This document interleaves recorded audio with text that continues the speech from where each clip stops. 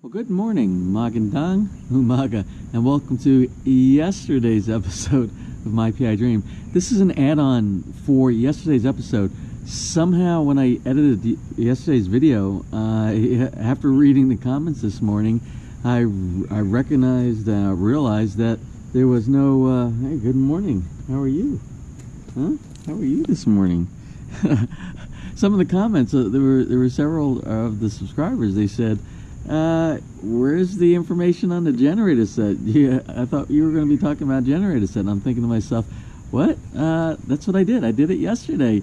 And I went back and I reviewed the video. Somehow, a few of the segments of the video did not get included in yesterday's episode. So this morning I'm doing a real quick catch-up from yesterday's episode. And then we'll continue on with today's current episode, which I'm hoping will include workers. So with that in mind, let's go ahead and finish up yesterday's episode. So without further delay, let's get yesterday's video on.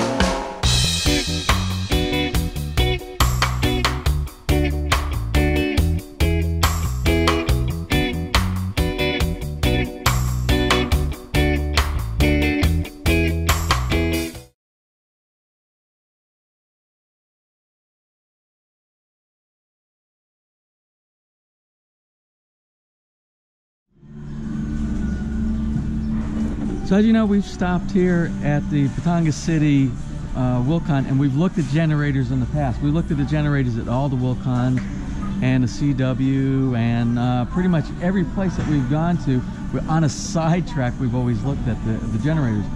I wanted to get something that was a 6 kW, a 6 kilowatt. A 5 kilowatt will do for what we need for our ref and for our lights and for our minor appliances. We could do that. We cannot run, we wouldn't be able to run our aircon units, maybe one small aircon unit on a 5 kilowatt. And that's what this one is over here. And this is the only one that they have is the display model. Go figure. Remember, not a lot of the building supply places have a lot of stuff in stock. But I don't want to get the one that's on the display here. They can sell this one right here. But I just want to make sure we get a brand new one in the box with all the cables. And one of the things I'm always concerned with is when I look at the serial number label. And the serial number label on here is looks like it's worn and dated and stuff like that. So I want to get one of the newest ones right inside the box and with all the instructions and everything that we need. Also, these come with a automatic transfer switch. The automatic transfer switch. Remember, we have a manual transfer switch inside of our house, but I want to take advantage of the automatic transfer switch. So we might not even be using the switch that we have inside our house, and I will just have to get with my electrician, and we'll have to come up with a strategy to hook up the automatic transfer switch. It will probably stick outside on the wall right next to where the transfer switch is, but we'll figure that out later. So I am going to order a new one of these. It will take about a week for it to come in. It will be delivered here in the box, brand new. Again, this is a 5 kilowatt model right here. And I went through the specs on here, and this is their book that comes with the operation manual with all the generators. And they break them down by every one of the models that they have inside here. So this is the one for the 5000S. They have the 5000S, the 6000S, and I'm not sure about the 6500, but I started looking through all the specs inside here. And I think for the price, because the price on this one right here is $68,766. And this is the market. That's the market, the target price that I really want to pay in my budget for a generator. So to do the things that we need to do to keep us out of darkness during brownouts and extended brownouts especially, I think this will be fine. The operational, continuous operational hours of this one right here is just under 8 hours. If you look at some of the gas-powered ones that they have inside here, a lot of them are much less than the 8 hours. But for this one right here, 8 hours is fine, and then we'll get something like some backup fuel. It's like a mini gas station that they have over here. And what we'll do is we'll store additional fuel on site so that we can do refills if we go beyond an 8-hour brownout.